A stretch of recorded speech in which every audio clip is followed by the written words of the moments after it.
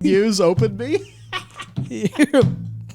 I mean, he's right, but also Good man. bastard. Like, Good man. yep.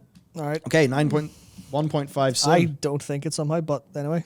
Well, you see, the thing is, if we were in the normal times, 9.1.5 would be on PTR right now. Yep. That's what it was like in Legion. Instead, we're in the whatever the hell this year is. And here's what I'm going to say. See the content cadence of Legion? That is what World of Warcraft players should expect. Rap. Content. Dakor still says open it, so he might have a crispy surprise.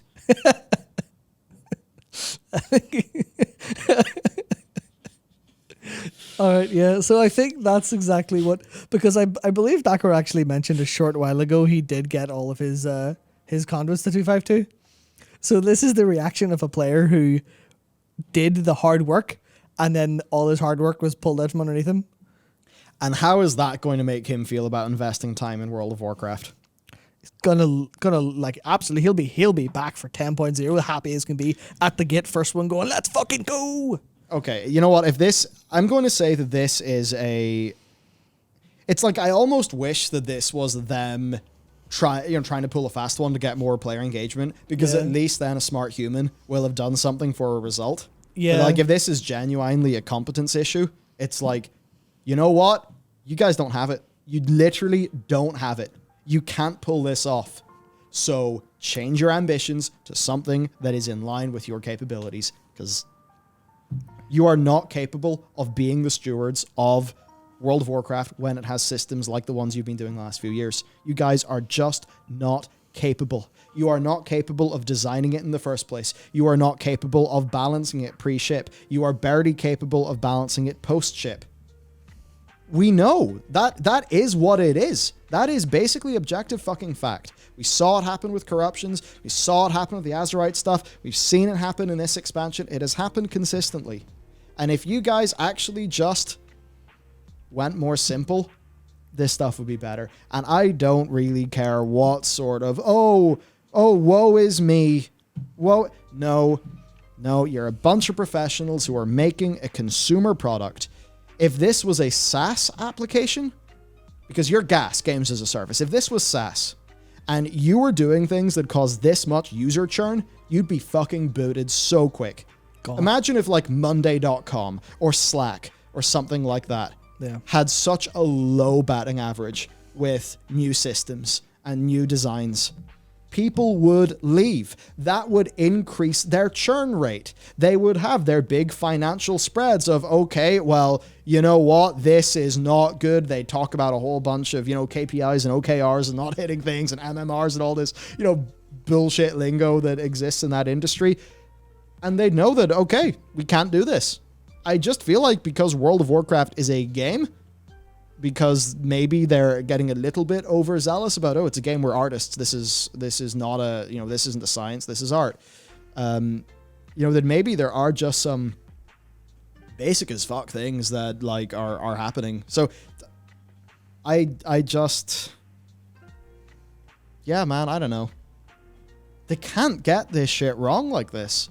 It's so obvious. I literally cannot imagine sitting down and designing conduits the way they did. And frankly, I think it's because, you know what? I'll give him this. Maybe I'd be worse at balancing. Maybe I can't do the complex math. But in terms of designing something that won't make players want to jump off a fucking cliff to deal with, I could design something better. You could design something better. Matt can design something better. It's more a statement of humans being reasonable in general than it is, the WoW team, right? It's like I don't know how they're so bad at these systems. It's wild to me. What do you think? I mean, the only thing I think in addition to that is, like, it's if you're designing this because you're designing it for the cold, hard MAUs, and that's what you want, then fine. You're failing at it, but fine. That's a valid choice. You can be a cold-hearted bastard who just wants engagement numbers up.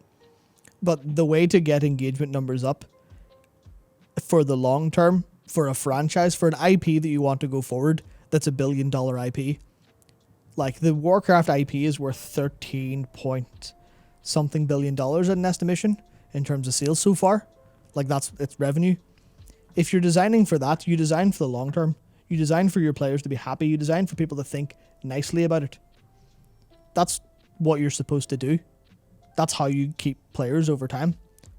You design things that they want to engage with. And if whoever's, in Blizzard designing things that make players upset or annoyed or bored or just tired, then they're doing their job wrong. Yeah. That's what I wholeheartedly believe and think. I mean, it's like, look at, like, they want to use the Call of Duty mobile, or the Call of Duty franchise as a benchmark. Call of Duty does none of this shit. It incentivizes. Sure. But it doesn't do any of this fuck the players stuff. Maybe a little bit on the monetary side, maybe a little bit on some balance issues sometimes. Yeah, do you want that big knife? The big good knife that in Blops 4 they put in a loot box? Yeah, I mean, but generally I get you, 100%. Yeah, so they stop that stuff. The players and their engagement, and because you want good engagement. You want quality engagement. You don't just want engagement. Or everyone's just going to melt. And it's not like a judgment on your ability as a designer, because, well, I suppose it sort of is. Oh, it is. It sort of is, like, but, don't take it personally if you're getting feedback on something and it's not right. You aren't your work. You're what you can do eventually and afterwards. So actually, grow a spine and do it better next time. Yeah. And don't do it the fucking same next time and hope we eat it up this time.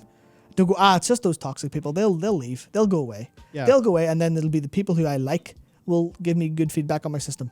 It's not... That's not what a professional does. Exactly, yeah. And this harassment discourse has got really messy. It's getting to the stage where some people seem to think that, like, if, let's say there's a restaurant I like, and, new chef comes in, they swap out the chef. Suddenly, you order a steak, medium rare, and it comes to you fucking well done. And then it turns out, this thing's not as good, that thing's not as good. To say, hey, whatever's going on in your kitchen with your, let's just call them the food design team. Mm-hmm. My analogy for the systems design team. It's like, as a customer, you're more welcome to be like, that's shit. And if you want this restaurant to be a good restaurant, you need to fix that problem. Something's going on and it's not good. And that is what it's like here. Don't be contacting individuals and stuff like that. Absolutely. And I feel like all this would be a lot easier if Twitter didn't exist, basically. Oh, for sure. But yeah, man, that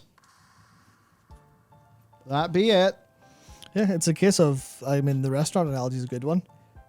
If someone like leaves a review for the food and goes, hey, this wasn't quite what I expected, that's like the first step. The first step would be someone going, this wasn't very good, I'm not happy. That's the first point of addressing feedback. Because if you don't do that, then suddenly you'll wonder why. And let's pull this number out of thin air. This is absolutely not in any capacity a spoiler for an upcoming video or anything, but let's pull a number out of thin air. Let's say something around 50% of your regular customers that come in for dinner just stop showing up. Yeah. It's not like we've spent weeks researching this and found a whole bunch of data, and that basically is what's going on, and also matches with what Scott Johnson said, where this is like a drop bigger than what they thought. Yeah. That's the thing. It's like if you show up at restaurant open and half your tables are empty, that's too late. That's too late to make the changes. You need to make them immediately and intelligently, because if you're literally months late at that point, if not years late, because that's how restaurant reputations end up going. Yeah, what happens if a restaurant changes their fucking fries? Yeah. And you're like, you used to have these nice crispy fries, now you have these horrible, mushy, terrible fries. Like, if they get feedback the new fries are bad, they had better change how they do that shit within a week to get it better. If that restaurant waits friggin' 6 or 12 months and is just known for having bad fries. Yeah. And that is somewhere where there is a tight feedback loop of, people need food. Where am I going to go eat some food?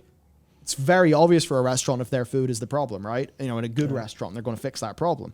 With Blizzard, it just seems that with Classic being mixed in and a bunch of other things, and also, it's a game. There's an artistic element, so you could say it's a bit less cut and dry. Yeah. But it just seems like the feedback loop is not tight enough, and people have just shit just goes on for too long, and they don't feel the heat when they should. Yeah. Also, the creativity element of food and games is kind of sort of in the similar vein when you get to high enough of prestige. Where if you go into a high class restaurant or even something that's like mid level and above, like we're not even talking Michelin stars here, we're talking just, good Saturday night, have a cocktail or wine with your dinner food. Like there's going to be creativity involved in that. There absolutely will be, because that's what cooking kind of is. Different from like a chippy, which is, a different story altogether. Yeah. But the creativity in food and games is fairly similar in a sense, I think, where you still have a quality to actually get to. You have a quality bar you have to make in whatever realm of creativity. Your ability to be unique in that space is relatively limited. It's there, but it's limited. And it still has to be good before anything else. Because, you're not Heston Blumenthal. And I'm sure even Heston Blumenthal stops to think, well, this actually tastes good. I mean, he's got a reputation for being, what do you call it? The molecular gastronomy? Is that what he is? Yeah, that completely insane stuff. It's really hyper creative, but not everyone's going to want to eat that. And if you're making a product, you're not doing something for yourself. You're making a product. You're making a product for the company you work for. And that can sound a bit, harsh and, capitalism driven, or you work for the company.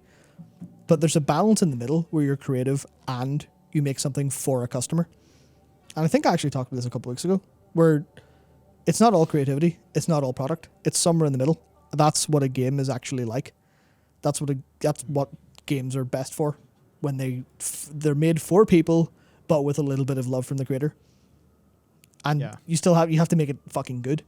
Because you don't make it good, people are like, well, this is shit. Well, it's really creative, yeah, but it's shit. Yeah, it's like, just think about the most recent stuff.